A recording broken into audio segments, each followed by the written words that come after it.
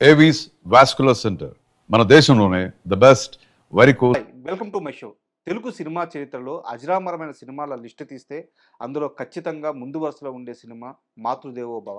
ఆ సినిమా దర్శకుడు అజయ్ కుమార్ గారు ఈరోజు మనతో పాటు ఉన్నారు. అయితే అజయ్ కుమార్ అంటే ఓన్లీ కేర్ ఆఫ్ మాతృదేవో భవ మాత్రమే కాదు, ఆయన కృష్ణంరాజు గారితో, కృష్ణ గారితో, రాజేంద్ర ప్రసాద్ గారితో, నరేష్ గారితో ఇలా చాలామంది బిగ్ స్టార్స్తో చాలా సినిమాలు డైరెక్షన్ చేశారు.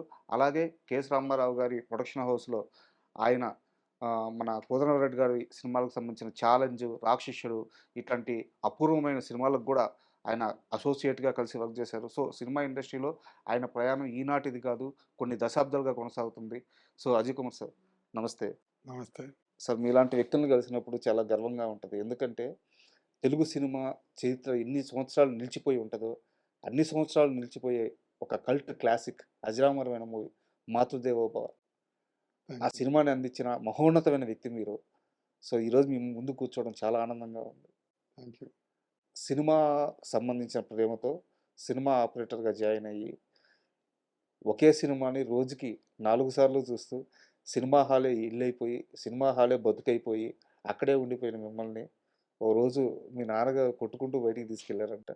ఆ ఇన్సిడెంట్ గురించి చెప్పండి సార్. నరసరావుపేటలో చదివేటప్పుడు ఆ ఇంట్రెస్ట్ కలిగింది. ఎట్లైనా సరే సినిమాల్లోకి వెళ్ళాలి. కానీ దారి అనేది అసలు తెలీదు. ఎవ్వరికి తెలిసిన వాళ్ళు లేరు.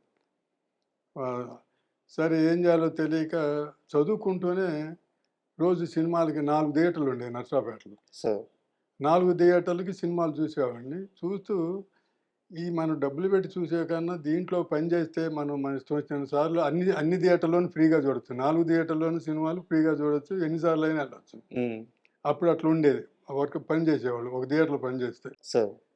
సో, ఆ ఉద్దేశంతోటని ఎళ్లి డైరెక్ట్‌గా ఎవరు తెలీదు. ఆ ఆపరేటర్ నడిచే దాని దగ్గరికెళ్ళేసి అడిగాను. నేను ఇది నేర్చుకోవాలనుకుంటున్నానని చెప్పంటే, నువ్వేం చేస్తుంటావు ఏంటంటే, ఇట్లా చదువుకుంటాను. చదువుకునేవాడికి నీకెందుకు ఇయన్నీ అని చెప్పనేసి ఆయన కూడా ఒప్పుకోలేదు. హ్మ్. కాదు నేను చదువుకుంటాను. నాకు ఇంట్రెస్ట్ అది. నేర్చుకోవాలి అని చెప్పడం ఉంది. మీరు నాకు రూపాయి ఇవ్వక్కర్లేదు.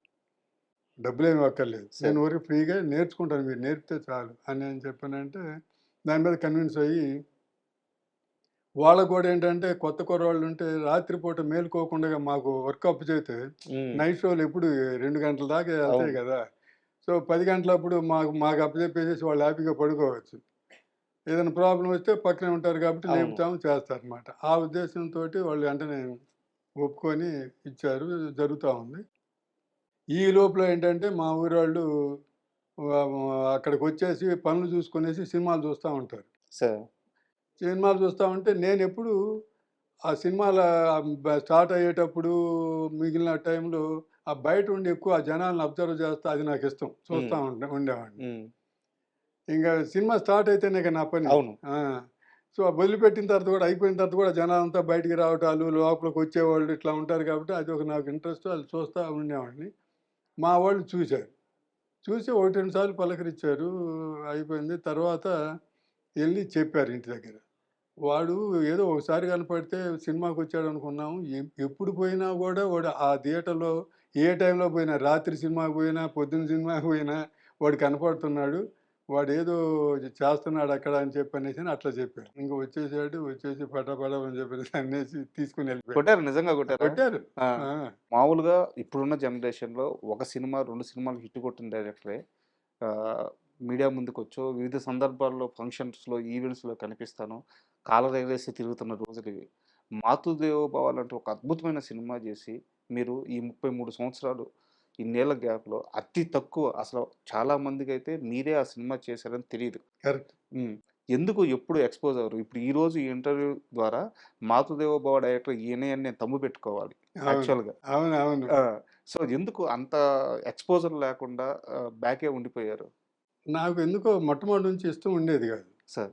ఇప్పుడు అప్పుడు అంతమందితోటి సినిమాలు నేను అసోసియేట్‌గా ఉండి పెద్ద పెద్ద హీరోలతోటి వాళ్ళందరితోటి చేసి, డైరెక్టర్ల దగ్గర పెద్ద పెద్ద డైరెక్టర్ల దగ్గర చేసి ఇదంతా చేశాను గదా! హ్మ్.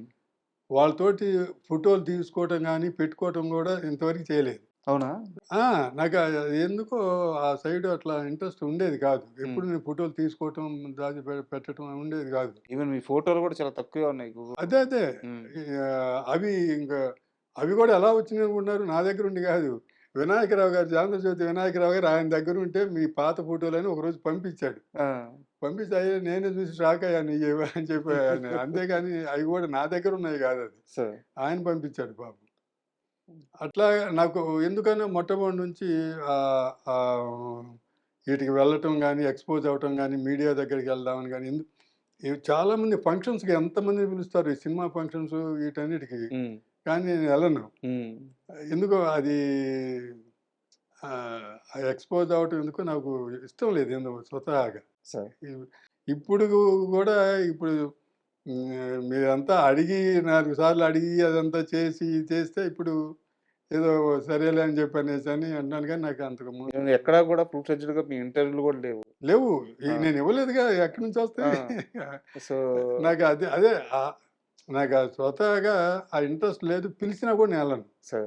ఒక చిన్న ప్రశ్నతో నేను 'మాతృదేవో భవ' సినిమాకి సంబంధించిన ప్రశ్నల్లోకెళ్ళిపోతాను. ఇది చాలా సేపు జరుగుద్ది.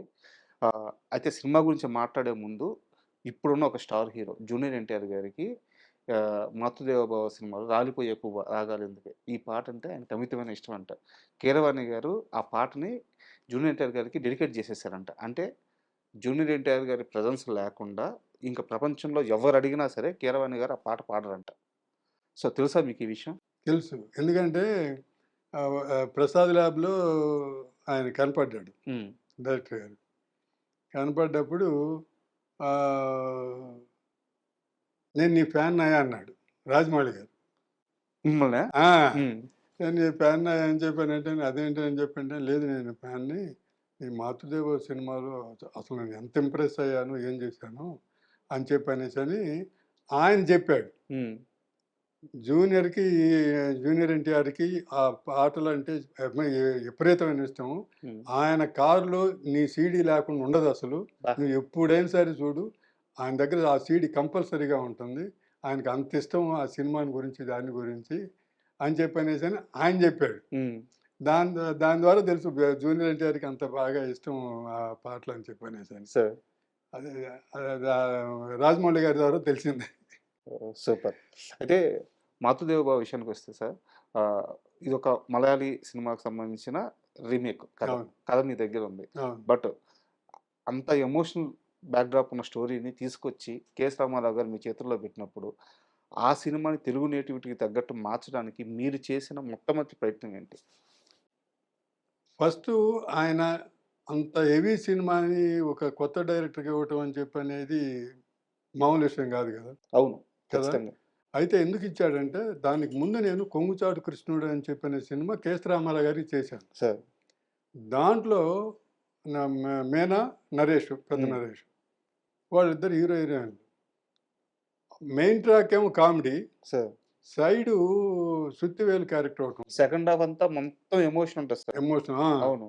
సుత్తివేలు కూతుళ్ళు ఊరేసుకోవటాలు ఇదంతా చాలా అవును. ఎమోషనల్ చాలా అవును. ఇది ఉంటుంది.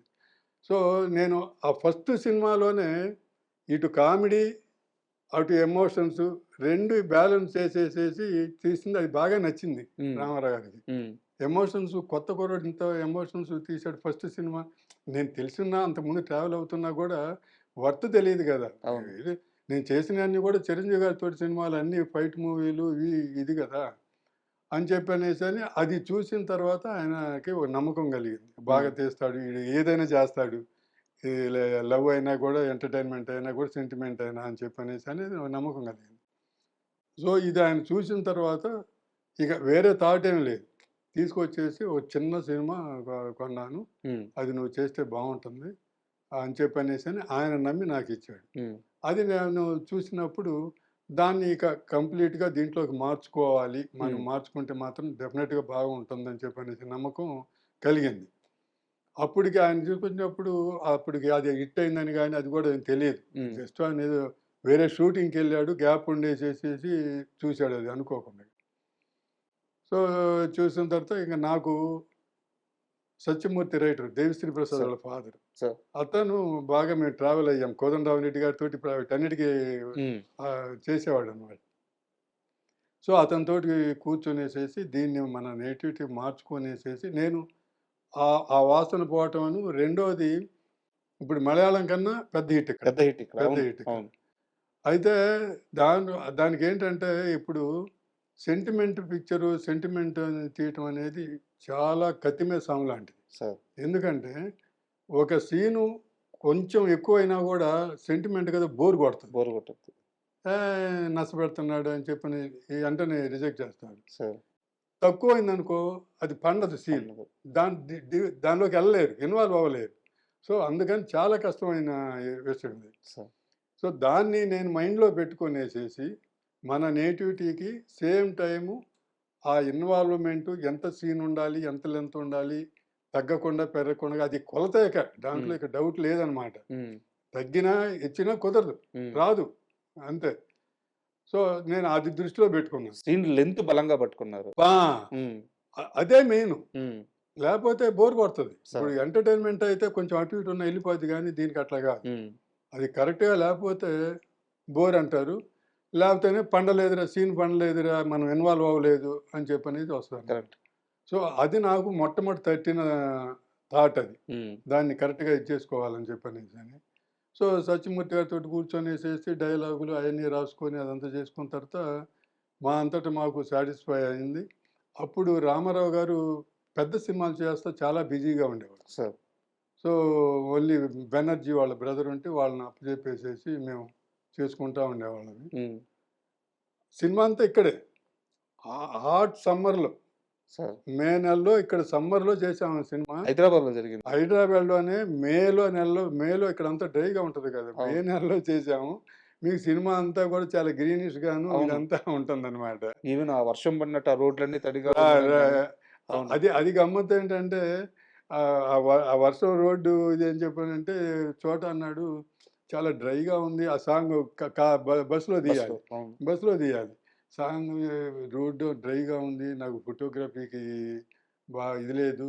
ఎట్లా చేయాలి? ఏదైనా చిన్న ప్లేస్ అయితే వాటర్ తడుపుతాం. రోడ్డు ఎక్కడ తడుపుతాం మన అవును. వల్ల అది కాదు కదా! పైన ట్రావెలింగ్." అని చెప్పి అనుకుంటే అదే లక్ అండి. వర్షం పడిందండి అప్పుడు అనుకోకుండా. ఆ! వర్షం పడింది. ఆ వర్షం గూడా ఎట్లా పడింది కరెక్ట్‌గా కావాల్సినంత వరకు మెజర్‌మెంట్ నేనిప్పుడు చెప్పాను సెంటిమీటర్ మెజర్‌మెంట్ అని. అలాగా కావాల్సినంత వరకే పడిందనమాట. డిస్టర్బ్ లేకుండా మళ్ళీ క్లౌడ్స్ వచ్చేసి లైట్ పోవటం అట్లా ఏం లేదు. మనకి అప్పుడప్పుడు ఈ ఎండలో గూడా వర్షం వస్తది చూడండి. అవును.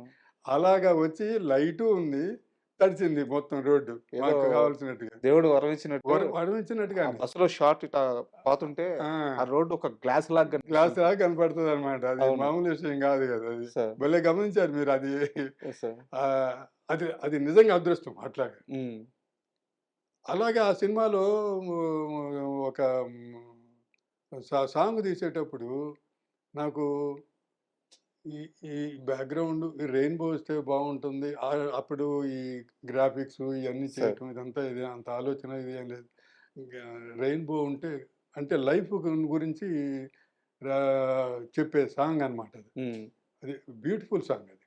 అది ఎందుకో జనాలకి ఎళ్ళలేదు గానీ, అంటే ఇది డామినేట్ చేసేసింది. ఇది ఎందుకంటే క్లైమాక్స్‌లో జనాలకి అందరికి పట్టేసింది. రాలిపోయే వాళ్ళ గోల్డ్ అని. ఆవిడకి క్యాన్సర్ అని తెలిసిన తర్వాత తెలిసింది ఓదారస్తా ఓదార్స్తూ ఆ! అద్భుతమైన కన్నీటికి సాంగ్ సార్. అసలు నాకు భలే ఇష్టం. కన్నీటికి కలువలు పూసేనా, కాలానికి ఋతువులు మారేనా. అంటే నువ్వు ఏడ్చినంత మాత్రాన నీ కన్నీళ్ళు వస్తాయి గదా! హ్మ్. దానికేం కలువలు పొయ్యవు. పోయి వేస్ట్ అయిన వాటరే. అట్లాగే నువ్వు ఏడిస్తే కాలానికి ఋతువులు మారతాయా? అవును. అంతగా మ నువ్వు ఎంత ఎంత కురిసినా మేఘం తడిచినా ఆ! ఆకాశం తడిచేనా, ఆకాశం తడిసిన. మబ్బులెంతగా కురిసినా ఆ! ఆకాశం తడిచేనా అవునవును. అని అసలు ఏం లిరిక్ అండి బాబు. అసలు సార్. ఎక్స్ట్రార్డినరీ సాంగ్ అన్నమాట. ఆ సాంగ్ చేసేటప్పుడు నాకు ఆ లైఫ్ 7 కలర్స్ తెలియాలని చెప్పనేసని ఆకాశంలో ఉంటే బాగుండు అని చెప్పనేసి అనుకుంటూ వేరే షాట్‌లో అయన్నీ చేస్తూ ఉంటే అది పెద్ద వర్షం కూడా పడలేదు. ఊరికే మబ్బులాగా అట్లా ఉండేసేసి రెయిన్‌బో వచ్చేసింది. రెయిన్‌బో వచ్చేస్తే వెంటనే నేచురల్‌గా ఉండేది అనుకున్నది అట్లా క్యాచ్ చేశాను. ఈ 2 ఇన్సిడెంట్లు నిజంగా ప్రకృతి అసలు ఎలా సహకరించిందంటే ఆ సినిమాకి అసలు గ్రేట్ అన్నమాట. అద్భుతం జరిగే ముందు ఎవరు గుర్తించరు అంటారు సార్. కానీ ఈ సినిమాని గుర్తించింది. ప్రకృతే గుర్తించింది. గుర్తించింది. డెఫినిట్‌గా గుర్తించింది. అది ఆ 2 అన్నమాట ఇన్సిడెంట్లు. ఒకటి వర్షం పడటం, ఒకటి రెయిన్‌బో రావటం అని చెప్పనన్నమాట. అండ్ ఈ సినిమాకి ముందుగా అనుకుంది మన హ్మ్. హీరోయిన్ గారి ప్లేస్‌లో మాధవి గారి ప్లేస్‌లో జీవితా రాజశేఖర్ గారిని అనుకున్నారు నిజమేనా? అది తర్వాత లేట్‌గా అనుకున్నది. హ్మ్. దానికి ముందు ఆహ్, జయప్రద అనుకున్నాం గానీ, జయప్రద రొటీన్ జయప్రద కాదు, జయసుధ. 'జయసుధ' గారిని హ్మ్. అనుకున్నారు. హ్మ్. హ్మ్. హ్మ్. అని చెప్పనేసని అనుకున్నాము. హ్మ్. అనుకోనేసేసి తర్వాత ఈళ్ళిద్దరిది కూడా ఉంది. భార్యాభర్తలిద్దరూ చేస్తే, రాజశేఖరన్, జీవిత ఇద్దరు చేస్తే ఓకే. రియల్ పేరు రియల్‌గా దాంట్లో అతను చనిపోవటం అనేది అది ఒక క్యాచింగ్‌గా ఉంటుంది హ్మ్. అని చెప్పనేసనేది దాంట్లో అనుకున్నాం. ఈవెన్ 'నాజర్' గారి క్యారెక్టర్ కూడా రాజశేఖర్ గారిని అనుకున్నారు. ఆ! భార్యాభర్తలతోని చెప్పనేసని. ఆ! ఆహ్, ఆహ్, దీనికి రియల్‌గా ఐడెంటిఫై అవుతది. భర్త చనిపోవడం ఇదంతా అని చెప్పనేసి హ్మ్. అట్లా దాంట్లో చెప్పేసి అనుకున్నాము. అనుకున్న తర్వాత జయసుధ అంటే హ్మ్. హెవీ క్యారెక్టర్ గదా! అవును. కొంచెం ఇది బావుంటుంది. జయసుధ అని చెప్పనేసి అనుకున్నాం. జయసుధ అనుకోకుండగా అది అలాంటి సిమిలర్‌గా ఉండేది 'పీసీ రెడ్డి' గారు చేశారు సినిమా. సార్. ఇది సేమ్ ఈ సబ్జెక్ట్ తోటి చాలా మందికి హ్మ్. తెలీదు. 'కాలచక్రం' అని ఆహ్, చేశాడు. ఇలాంటి సబ్జెక్ట్ అంటే ఇది మెయిను వచ్చేసి 'who will love my children' అని చెప్పనేసని English picture. Okay. 'Who will love my children' అని. హ్మ్. ఇది మలయాళం రాకముందే మన తెలుగులోనూ స్టార్ట్ అయిపోయింది. హ్మ్. హిందీలో గూడా స్టార్ట్ అయ్యి రిలీజ్ అయింది. అయితే అది దాంట్లో ఏంటి 'పీసీ రెడ్డి' గారు డైరెక్టరు. చంద్రమోహన్, జయసుధ హీరోయిన్. హుహు. రిలీజ్ అయితే సరే ఇక దాంట్లో సరే ఆయన ప్రొడ్యూసర్ గారు గూడా మన ఈళ్ళే పరిచయం ఉంది రామారావు గారి వీళ్ళకి. మేమేమో ఇది రైట్స్ తీసుకున్నాం. హ్మ్. వాళ్ళేమంటారంటే మా సబ్జెక్ట్ ఇది మీరు కాపీ కొట్టారు అని చెప్పనేసని పేచీ పెట్టారు. హ్మ్. తెలుగులో తెలుగే. తెలుగులో తెలుగే. వాళ్ళు అవ్వలేదు. సినిమా స్టార్ట్ చేశారు. హ్మ్. వాళ్ళే జయసుధను వాళ్ళని పెట్టేసి. ఏం చెప్పానంటేను ఇదెక్కడ గొడవరా బాబు! మేమిక్కడ తీసుకొని చేసాం. మాకేం అసలు మీరు తీసేది ఎవరికి తెలుసు? వాళ్ళు మధ్యలో తీశారు. మధ్యలో ఆగిపోయింది. హ్మ్. అసలు తెలీదు గదా! అవును. కాపీ కొట్టడానికి. ఆ రోజుల్లో అసలు తెలీదు. ఈ 'జీవిత రాజశేఖర్' గారు అనుకున్నప్పుడు వాళ్ళెందుకు అప్రోచ్ అయ్యారా సార్? ఆహ్, ఆహ్, కాదు అనుకోనేసేసి అంటే ఇంక జీవితం అప్పుడు ఇంక పెద్ద ఇది గాదు. ఇది క్యారెక్టర్ అంత బరువుది అది సినిమాలు చేసింది గానీ అంతకుముందు ఇది అని చెప్పనేసని అప్రోచ్ అవ్వల. ఊరికే మేము అప్రోచ్ అనుకున్నాం. అవ్వలేదు. ఆ! జస్ట్ అనుకున్నారు. అంతే. అంతే. అంతే. సార్. అండ్ 'నాజర్' గారు గూడా ఆ హ్మ్. క్యారెక్టర్ చేసేటప్పుడు గూడా ఆయన పూర్తి స్థాయి విలన్‌గా చేస్తూ వస్తున్నారు. నాజర్‌ని ఎందుకు పెట్టామంటే ఆ సినిమాలకి నేను చేసిన 'కోదండరామిరెడ్డి' గారి చేసిన సినిమాలకి అతను విలన్‌గా నేనే అన్ని సినిమాల్లో ఆటిల్లో చేసేవాడిని. సార్. నేను పనిచేసే సినిమాలే. ఆ! 'కోదండరామిరెడ్డి' గారి మీరు సినిమాలు కో చాలా డైరెక్టర్ ఆ! గాబట్టి. ఆ! ఆ! హ్మ్. అతను మంచి ఆర్టిస్ట్ అనేది నాకు పడింది. సార్. నేను ఆయనతోటి సరదాగా అనేవాడిని. నేను డైరెక్టర్ అయితే నీకు మంచి క్యారెక్టర్ ఇస్తానయ్యా! ఈ విలన్ కాకుండగా నువ్వు చాలా మంచి ఆర్టిస్ట్‌గా నాకు హ్మ్. అర్థమైంది. మంచి క్యారెక్టర్ ఇస్తానంటే, ఇవ్వండి సార్ అట్లన్నా ఈ విలన్ నుంచి మారతాను అది ఇది అని చెప్పనేసని ఆయనన్నాడు. నేను అయినప్పుడు సంగతి అని చెప్పనేసి సరదాగా అనుకున్నాం. అనుకున్న తర్వాత అప్పుడు అతను మంచి ఆర్టిస్టు అది అని చెప్పనేసి అనేది దాని మీద కొ ఎవరైనా కొత్తగా ఉంటే ఫ్రెష్‌గా ఉంటుంది. హ్మ్. ఇతన్ని నాకు ఐడియా వచ్చింది. రామారావు గారితో చెప్పాం. బావుంటుంది మంచి ఆర్టిస్ట్. ఆయనకు కూడా తెలుసనమాట. వాడు మంచి ఆర్టిస్ట్ హ్మ్. అని. దాంతోటి ఆయన ఒప్పుకున్నారు. ఈ అమ్మాయిని పెట్టేసేసి అలా స్టార్ట్ చేసేసాం. సినిమా మొత్తం మీద చూసుకుంటే సార్ 'మాధవి' గారి యాక్టింగు అత్యద్భుతంగా ఉంటది. అవును. అంటే 'మాధవి' గారు అప్పటికి ఒక కమర్షియల్ హీరోయిన్. అవును. ఒక స్టార్. అవును. అటు మేమే ఇదిగో అది రగులుతుంది ఆ! మొగలిపోద ఆ! మీరే తీశారు. బట్ అలాంటి 'మాధవి' గారు ఒక తల్లి పాత్రలోకొచ్చి కళ్ళ ముందు బిడ్డల్ని వేరే వాళ్ళకిచ్చేయాలి. బిడ్డలెళ్ళిపోతున్నారు.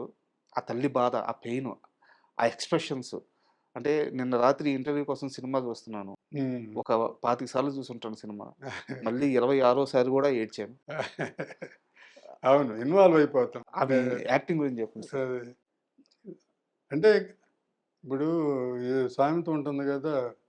వాళ్ళకి అప్పటిదాకా ఆమె గ్లామర్ రోల్సే వచ్చినియి గానీ, ఆమె టాలెంట్ చూయించుకునే రోల్ రాలేదు. సో, అందుకని అది బాగా నచ్చి ఆ అమ్మాయిని చేస్తే, ఆ అమ్మాయి దానికి తగ్గట్టుగానే బాగా కష్టపడింది. సార్. బాగా కరెక్ట్‌గా ఉందా? ఇంకో కావాలంటే చేస్తాను. ఇంకోసారైనా చేస్తాను. హ్మ్. మీరు అనుకున్న ఎఫెక్ట్ వచ్చిందా? హ్మ్. అని చెప్పనేసని అట్లా అడుగుతూ, చేస్తూ తర్వాత డిస్కస్ కూడా చేసుకున్నాం.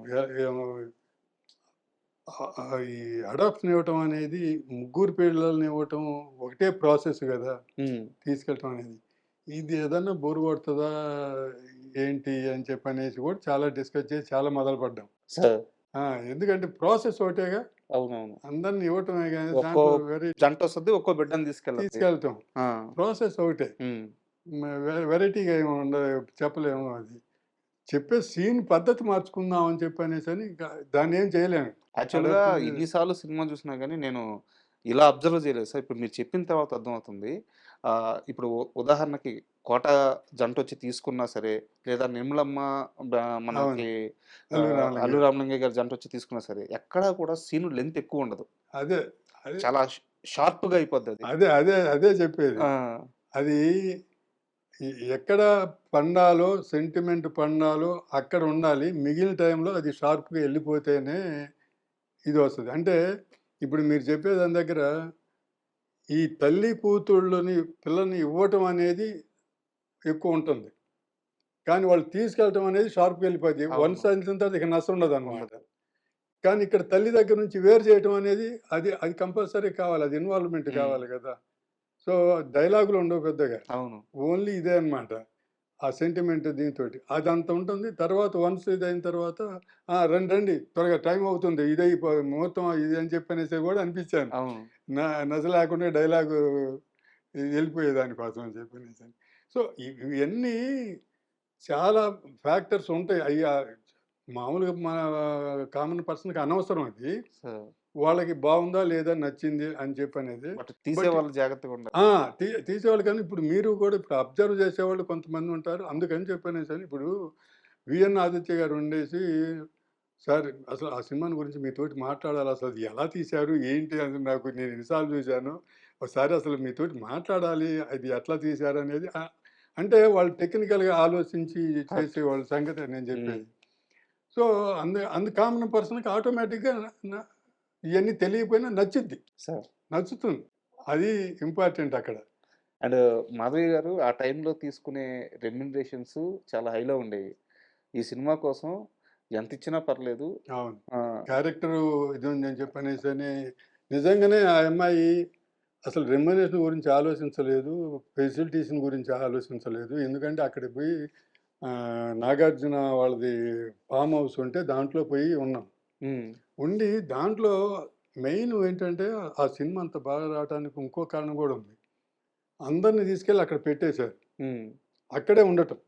చేయటం. ఒక మాధవ్ గారు మాత్రం సిటీలో ఉండేవాళ్ళు. నాజర్ కూడా అక్కడే ఉండేవాడు మాతోటి పాటు. హ్మ్. ఎక్కిన ఆర్టిస్టులంతా టెక్నీషియన్ అందరం అది తోట. హ్మ్. ఆ తోటలో ఉండేవాళ్ళం. సో, మూడ్ అనేది చేంజ్ లేదు. ఇప్పుడు ఈరోజు షూటింగ్ అయిపోయిన తర్వాత సాయంత్రం పూట పోయి కూర్చునేదాను, రేపు ఎలా చేద్దాం కెమెరామెన్ తోటి, రైటర్ తోటి వీళ్ళు కూర్చొని రేపు చేసే సీన్‌లు అయి డిస్కస్ చేసుకోవటం. అవి ఎలా చేద్దాం ఏంటి? మెయిన్ మాకదే. కొంచెం మోనోటనీగా ఉంటది. ఏదో ఫ్రేమింగ్ డిఫరెంట్‌గా పెట్టుకోవటం, ఏదో చేసుకోవాలి అని చెప్పనేసి దాని మీద డిస్కస్ చేసుకుంటూ, ఆ మూడ్ డిస్టర్బ్ అవ్వకుండగా కంటిన్యూ అయింది. సార్ ఇప్పుడు అసల ఇంటర్వ్యూ మొత్తం మీద అద్భుతమైన ప్రశ్న, మెయిన్ ప్రశ్న అడుగుతున్నాను. 'మాతృదేవో భవ' సినిమా మొత్తం రెడీ అవుతుంది. Climax situation. పిల్లల్ని దత్తత ఇచ్చేసిన తర్వాత దీపావళికి తల్లెళ్ళి అందరిని ఒకసారి కలుసుకొని వాళ్ళతో లాస్ట్ దీపావళి చేసుకోవాలనుకుంటుంది. వేటూరి గారు ఇక్కడ పాట కావాలి. ఇంతేనా మీరిచ్చిన అవును. ఇన్‌పుట్? అవును. అసలు ఎలా జరిగింది సార్? సిట్టింగ్ ఎలా జరిగింది? ఆ పాట ఎలా రాసారాయన? అది ఏంటంటే, ఆ అమ్మాయి ఇక జీవితంలో అన్నీ తెలుసు. నేను చనిపోతానని తెలుసు. పిల్లలకి వేరే వాళ్ళకివ్వాలని ఆ అమ్మాయే డిసైడ్ అయింది. హ్మ్. ఆ అమ్మాయే డిసైడ్ అయింది. ఎవరికన్నా పిల్లలకి ఇస్తే గాని లేకపోతే లైఫ్ అంతే. లేదని చెప్పనేసని. అంత ఆలోచించి డిసైడ్ అయిన తర్వాత, ఆ అమ్మాయికి మళ్ళీ పిల్లల్ని పోయి చూడాలి, మళ్ళీ తీసుకురావాలి, పండగ చేసుకోవాలి అని చెప్పనేసని కోరిక కలగటం అది కరెక్ట్ గాదు గదా! ఇప్పుడు ఎందుకంటే చనిపోతుందని తెలుసు. మళ్ళీ పిల్లల్ని తీసుకొచ్చేసి చూసుకోవటం, చేయటం అని చెప్పనేసి మళ్ళీ ఆ పిల్లలు బాధపడతారు.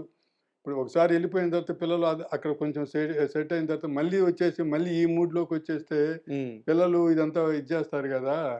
అందుకని మనిషి చనిపోయేటప్పుడు గూడా ఈ బంధాలు, రాగాలు ఇయన్నీ పెట్టుకోవటం ఉండగూడదు. ఒకసారి డిసైడ్ అయిన తర్వాత ఇక ఇప్పుడు చనిపోయే పేషెంట్, క్యాన్సర్ వచ్చి చనిపోయే పేషెంట్ చనిపోతానని తెలిసిన తర్వాత ఈ బంధాలు ఇవన్నీ ఏమి పెట్టుకొని అవి ఉండకూడదు. హ్మ్. ఎదుటోళ్ళని కూడా బాధ పెట్టినట్టు అవుతుంది. మళ్ళీ వాళ్ళని బిడ్డల్ని కూడా బాధ ఆ! పెట్టినట్టు. ఆ! ఆ! ఆ పిల్లలు, చిన్న పిల్లలు ఇది కూడా పెట్టినట్టు ఉంటది. సో, ఇలా సాంగ్ ఉండి మనం ఫిలాసఫీ చెప్పేటట్టుగా ఉండాలి గురువుగారు అని చెప్పానంటే ఇది మీరిచ్చిన సిట్యుయేషన్. ఆ! ఆ!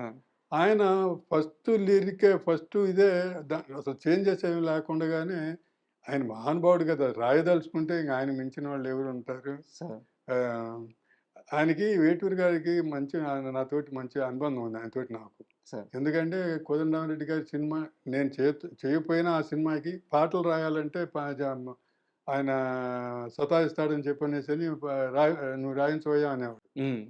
సో, ఆయనతోటి ఏదో చెప్పి కబుర్లు చెప్పేసేసి అంటే అసిస్టెంట్ డైరెక్టర్‌కి కొంచెం రైటర్‌కి మూడ్ తీసుకురావాలి. హ్మ్. ఆళ్ళ రాయాలనే మూడ్ మన సాంగుకి దాంట్లోకి తీసుకెళ్ళాలి. ఏదోటి చెప్పి ఆ కబుర్లు, ఈ కబుర్లు హుహు. చెప్పేసేసి. అది వస్తే ఈజీగా రాస్తారు. అందుకని అట్లా ఆయనతోటి చేస్తే బాగా ఒక ఉంది. జర్నీ ఉంది మీకు. మా జర్నీ బాగా ఉంది. ఆ! బాగా జర్నీ ఉంది. ఆయనతోటి పాటు హోటల్‌లో పడుకోవటాలు, చేయటాలు, రెయ్యంబగళ్ళు ఆ పాట ఇచ్చేదాకా ఆయనతోటి ఆ! క క కంటిన్యూస్‌గా. హోటల్‌లో భోజనం పెడితే తిప్పుతా ఉంటాడంట. ఆ! ఆ! అసలు ఓ ఓ య అది ఎలా అంటే హోటల్‌లో తీసుకెళ్ళేసేదను ఒక రూమ్ తీసుకుంటాడు. హ్మ్. రూమ్ తీసుకొని ఇద్దరం ఉంటాం. పగలు ఒక గంటో, 2 గంటలో ఉంటాడు. ఉండేసేసి అజయ్ నువ్వు ఉండు ఇప్పుడే వస్తానని చెప్పనేసని ఎళ్ళిపోతాడు. హ్మ్. ఎళ్ళిపోయి ఇక రాడు రూమ్‌కి 2 రోజులైనా. నేను ఆ రూమ్‌లో ఉండేసేసి ఎప్పుడొస్తాడో ఏంటని చెప్పనేసని అలా చూసుకోవాల్సిందే. హ్మ్. ఫోను తీయడు. వేరే హోటల్‌లో వేరే రూమ్ ఉంటదంట మళ్ళీ మళ్ళీ ఆయనకి. వేరే నాలాంటి వాళ్ళు వేరే వాళ్ళు ఉంటారు కదా! రాఘవేంద్ర గారి బ్యాచో ఆ! వీళ్ళ బ్యాచో ఉంటారు కదా! దాసనారాయణ గారి బ్యాచ్ ఉంటారు కదా! ఆ! అలా 2, 3 హోటల్స్ ఉంటాయి. ఆ! ఆయనకొక్కడికి మళ్ళీ ఇంకో రూమ్ తీసుకుంటాడు. ఈళ్ళెవరికీ తెలియకుండగా. అట్లాగా పాపం సంపాదించింది ఒక్క రూపాయి నిలబెట్టుకోలేదు. హ్మ్. ఆయన ఆహ్, జాతకం అదే గాని మనసు పెడితే మాత్రం అసలు ఎక్కడి నుంచి వస్తాయో గాని ఇవి అమ్మో! థాట్స్ ఆయన అది సరస్వతి అమోఘం. పుత్రుడాయన. సో, అది ఫస్ట్ పల్లవి ఇవ్వటంతోటే ఇంగ నో చేంజెస్. రాలిపోయే ఇప్పుడు నేను చెప్పిన సిట్యుయేషన్‌కి రాలిపోయే పువ్వా నీకు రాగాలెందుకని చెప్పంటే ఇంక అంతకన్నా అసలు వచ్చింది కదా! అనుకున్నది. అవును. ఫస్ట్ సెంటెన్స్‌లోనే వచ్చింది కదా! రాలిపోయే పువ్వా నీకు రాగాలెందుకే ఇయన్నీ మళ్ళీ ప్రేమలు, హ్మ్. వాళ్ళని చూసుకోవాలనుకోవటం, ఈళ్ళని చూసుకోవాలనుకోవటం, వాళ్ళతోటి ఒక పండగ చేసుకోవాలనుకోవటం, ఇయన్నీ ఎందుకు అనుకుంటున్నావు? మళ్ళీ ఎందుకు ఊహించుకుంటున్నావు? నీకు లైఫ్ లేనప్పుడు. నీకు లైఫ్ ఉంటే వాళ్ళందరితోటి ఏదో ఎంజాయ్ చేసి వాళ్ళనేదో భవిష్యత్తు తీసుకురావటం ఏదో అనుకోవచ్చు సరే. అని చెప్పనేది అంత జరిగింది. ఒక్క సెంటెన్స్‌లోనే ఇక ఫస్ట్ లైన్‌లోనే హ్మ్. మొత్తం చెప్పిందంతా వచ్చేసిందసలు. అవును. ఒక్క మాట. ఆ! ఒక దీంతోటి. సో, అందుకని ఇంకా ఆయన చేంజెస్ గూడా ఏం లేవు. ఎన్ని రోజుల్లో మరి రాసేసారు ఆ పాట ఆయన? అయి పల్లవి ఇమ్మీడియేట్‌గా ఇచ్చాడు. చరణాలు మాత్రం ఒక 2, 3 రోజులు తీసుకొనేసేసి హ్మ్. దానికి గమ్మత్తేంటంటే మనం వెంటపడకుండగా నాకు మూడొచ్చినప్పుడు నేను రాస్తాను. నువ్వు ఏమి నాకు అయితే నా మైండ్‌లో తిరుగుతూ ఉంది నీ సాంగు. నేను ఏ సాంగులు చేసినా గూడా అని చెప్పని డిస్టర్బ్ చేయొద్దని చెప్పనేసి అన్నాడు. హ్మ్. ఆ ఒక 2, 3 రోజులు, 4 రోజుల తర్వాత వచ్చేసి చరణాలు చెప్పాడు. అట్లాగే అన్ని సాంగ్స్ అట్లాగే చేశాడు. ముందు హ్మ్. పల్లవిలు ఇచ్చేసేసి, హ్మ్. తర్వాత టైం తీసుకొనేసేసి సాంగ్స్ రాసాడు. సరే. మహానుభావుడు. ఆ సినిమాకి అంత హిట్ అవ్వటానికి సుందరరామూర్తి గారు, కీరవాణి గారు ఇద్దరు గూడా బాగా హెల్ప్. సరే. బాగా. ఇప్పుడు సినిమా సక్సెస్ అయినా గూడా ఆ సాంగ్స్ అనేవి హిట్ అవ్వకపోతే సాంగ్స్ ఎప్పుడు ఎళ్తూ ఉంటాయి గదా! మీరు 'పాడుతా తీగ' చూసారంటే అసలు 'వేణువే వచ్చానని' పాట లేకుండా ఉండదు. అవును. చిత్ర గూడా చెబుతదనమాట. నాకు బాగా నచ్చిన పాట మంచి ఎమోషనల్ ఇది అని చెప్పనేసి. దాన్నే ఆ సాంగ్‌నే పేతాస్ లాగా చేసి 'వేణువే వచ్చాను' పేతాస్ కాదు మామూలు సాంగ్. హ్మ్. అది పేతాస్ సాంగ్ లాగా ఆ అమ్మాయి చనిపోయేటప్పుడు పెట్టాను. క్లైమాక్స్‌లో. హ్మ్. సేమ్ సాంగే ఇది మార్చి బాణీ మార్చి సరే. ఆహ్, దీనిగా పెట్టాను.